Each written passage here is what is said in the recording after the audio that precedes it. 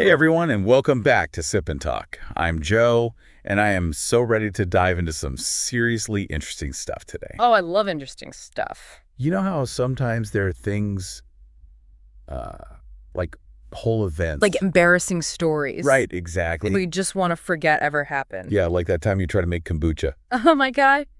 Don't even remind me. And it exploded all over the kitchen. It exploded everywhere. It was a disaster. Maybe we should just not talk about that. Let's just forget that ever happened. But anyway, today we're talking about China. Okay. And some things surrounding China and the COVID-19 pandemic.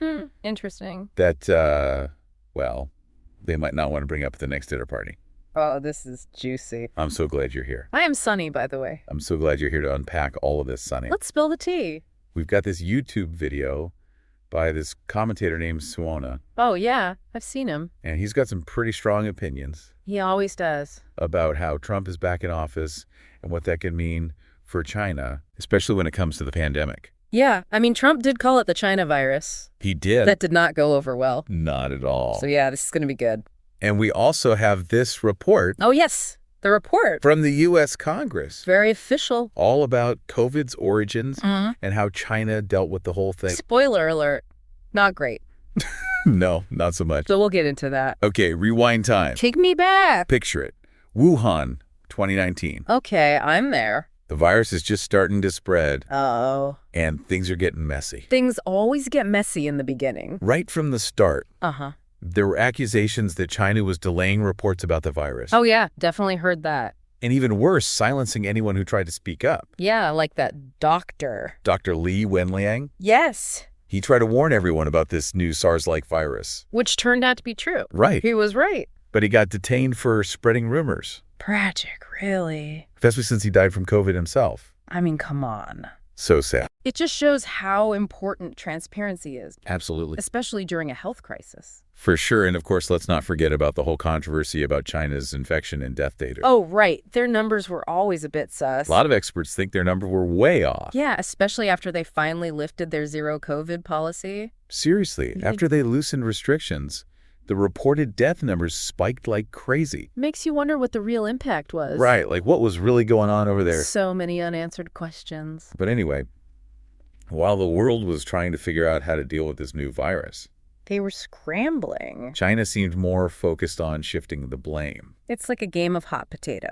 But with a deadly virus. Not a fun game. No, not at all. So who did they try to blame? Well, they kept pushing this narrative about the virus originating in the U.S. Seriously? Yeah, even pointing fingers at a military lab. Oh, yeah, Fort Detrick. You remember that? Oh, yeah, I remember that. It's a prime example of what they call wolf warrior diplomacy. China flexing its muscles. Being super aggressive. Like, don't you dare question us. And if you did question them, uh-oh, they weren't afraid to hit back. Oh, no. Just ask Australia.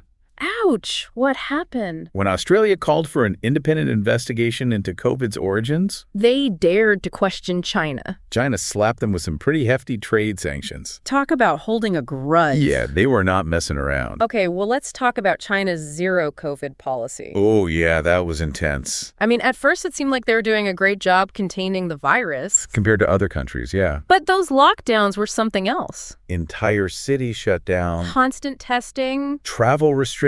Basically, the whole country was put on pause. It must have felt like living in a sci-fi movie. But not the fun kind. Not at all. And, of course, all those restrictions led to some serious public discontent in China. Oh, yeah. People were not happy. People were stuck in their homes. Struggling to get basic necessities. There were even reports of food and medicine shortages. That's rough. And then, boom, the white paper protests erupted. People had had enough. It was a pretty powerful display of how frustrated people were. Especially with the zero COVID policy. It all started with that tragic fire in Urumqi. Oh, yeah, where several people died. And many believed the strict lockdown measures actually prevented rescue efforts. It was heartbreaking. It definitely challenged that whole idea of China being this perfectly harmonious society. Right, there were cracks in the facade. And then, seemingly out of nowhere, what happened? They did a complete 180 and abandoned the zero COVID policy. Really? Just like that? It was like they hit the emergency stop button on a speeding train. And was there a plan? Nope.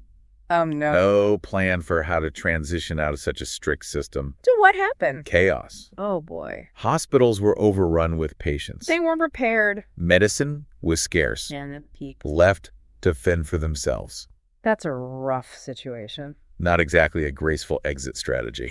Not at all. And of course, this sudden shift had some major economic consequences. Oh, yeah, for sure. Businesses closed. Unemployment went up. And it all just added fuel to the fire of public discontent that was already simmering. It was a rough time for a lot of folks in China. It was. And this whole abrupt policy change seemed to catch everyone off guard. Yeah, both inside and outside of China. Totally. Okay, So let's bring this back to Suwona's video. Okay, yeah. He makes this claim that a U.S. congressional report might actually be used by Trump against China. Oh, interesting. What's the connection? Well, Suwona seems to think this report, Uh-huh. which suggests that COVID-19 might have leaked from a lab, Okay. could give Trump the perfect excuse to go after China. I could see how he might use that. Wait, hold on. This report actually points to the Wuhan Institute of Virology as a possible source of the outbreak. The Wuhan Institute. Yeah, That's the one that was doing research on bat coronaviruses, right? that's the one. And it gets even more Yeah, interesting tell me more. because the report also mentions concerns about the type of research being conducted there, Okay, what kind of research? specifically something called gain-of-function research. Gain of function. What is that? It's basically when scientists manipulate viruses Okay. to make them more dangerous. That sounds kind of scary. It can be. They might do this to study how viruses evolve Okay. or to develop vaccines and treatments. Right. But obviously there's some serious safety concerns with this kind of research, I can imagine. especially if it's being done in a lab that might not have the most rigorous safety protocols. Yikes. And the report raises even more eyebrows Why?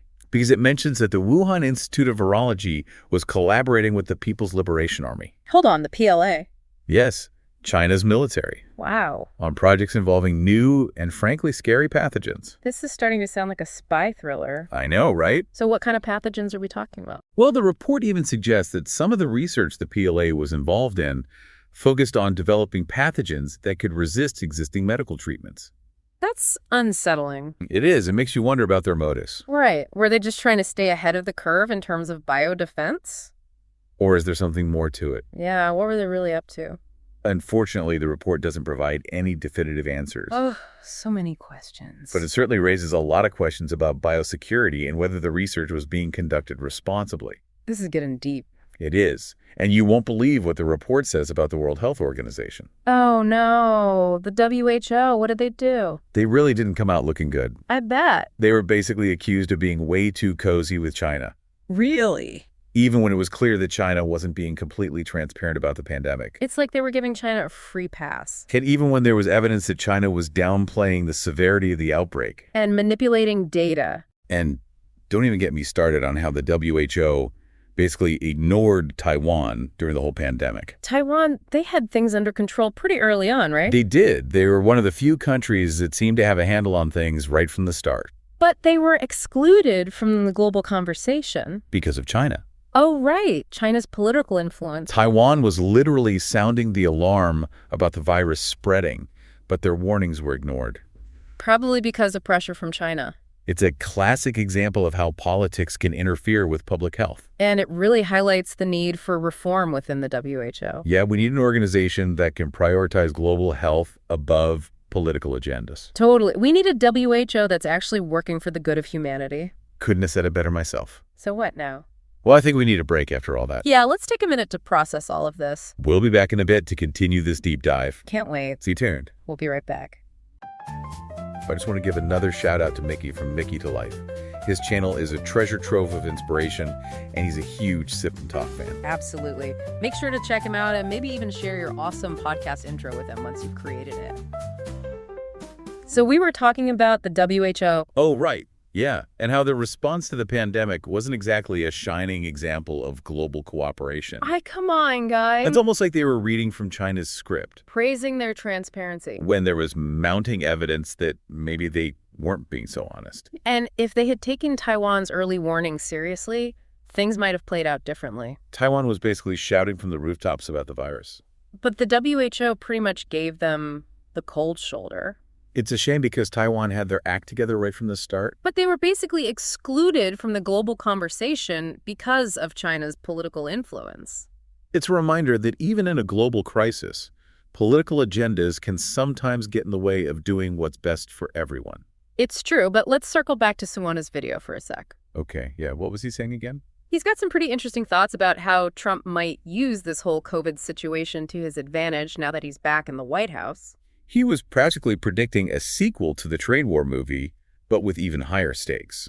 And the U.S. congressional report definitely gives Trump some ammunition, right? Especially that whole lab leak theory. It's like a plot twist no one saw coming. Suona even suggests that Trump might see this as justification for military action.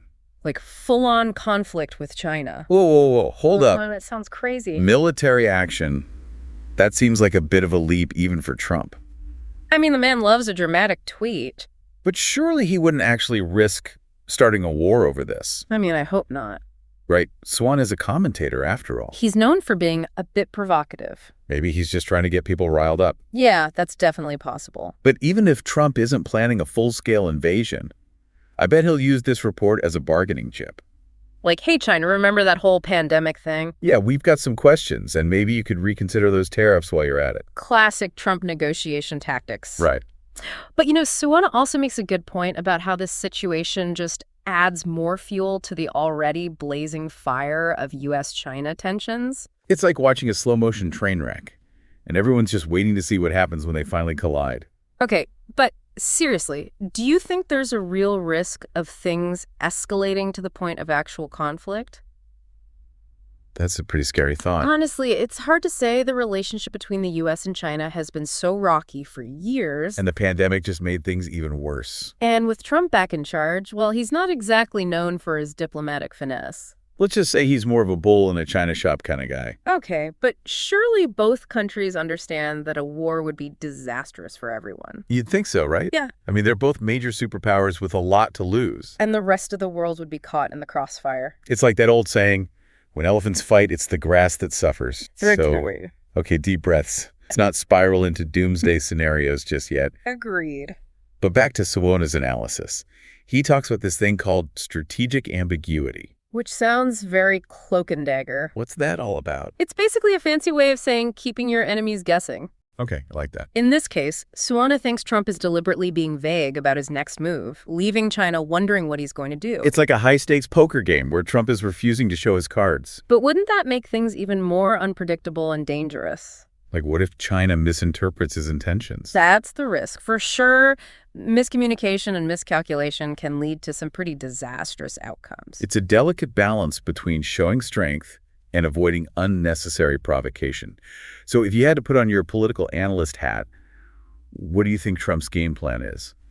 Okay, here's my totally unprofessional, tea-fueled prediction. I love it. I think Trump's less likely to go for an actual military confrontation. Okay. And more likely to use this whole situation to pressure China into making concessions. Like what kind of concessions? Maybe force them to agree to new trade deals that are more favorable to the U.S. Okay. Or back down on some of their more aggressive actions in places like the South China Sea. So it's more about economic and political leverage than actual bombs and missiles? I think so, yeah. But with Trump, you never really know. He's always got a few tricks up his sleeve. That's true. Okay. And I'm still trying to process everything we've talked about. It's a lot, right? It's like a whole season of a TV show crammed into one episode. And we're just getting started. Seriously, though, it's crazy how one tiny virus can shake up the entire world. I know, it's mind-blowing, and this whole China situation just shows how interconnected everything is. Right, like that their actions during the pandemic had consequences way beyond their borders. It's like a domino effect, but on a global scale. Totally. So we've been talking about all these things China might want the world to forget, but what do you think are the big ones? Like the things they really, really don't want to talk about. Yeah. Well, their initial response to the outbreak is definitely up there. It just made them look even more suspicious, especially since they were refusing to allow independent investigations into the origins of the virus. It's like they were saying, trust us, but don't ask any questions. Not very convincing. And now, with this U.S. congressional report suggesting a possible lab leak and potential military involvement, things are getting even more complicated. It's like adding fuel to the fire. This report definitely throws a wrench in their plans to sweep everything under the rug. It's going to be interesting to see how they respond. Will they double down on their denials? Will they try to deflect the blame back onto the U.S.? Or will they maybe take a more conciliatory approach, acknowledge some mistakes, and try to rebuild trust? Who knows? I guess we'll just have to wait and see what happens next. This whole pandemic has been like a never-ending season of a political thriller. And we're all just waiting for the next plot twist. Well, we've sipped our tea and talked our talk for today. And what a conversation it's been. I think we've all earned a refill after that deep dive. Any final thoughts before we wrap things up? I think it's important for everyone to keep exploring and forming their own opinions. Don't just take our word for it. Or anyone else's for that matter. Do your own research, read different perspectives, and come to your own conclusions. That's great advice. We're just two people chatting about what we've learned. But there's a whole world of information out there. Stay curious, stay informed, and most importantly, keep those minds open. Couldn't have said it better myself. Thanks for joining me for this deep dive, Sunny. Likewise, Joe. It was a wild ride. And to all you amazing listeners out there, thanks for tuning in. Keep exploring, keep learning, and keep those teacups full. Cheers to that. Until next time.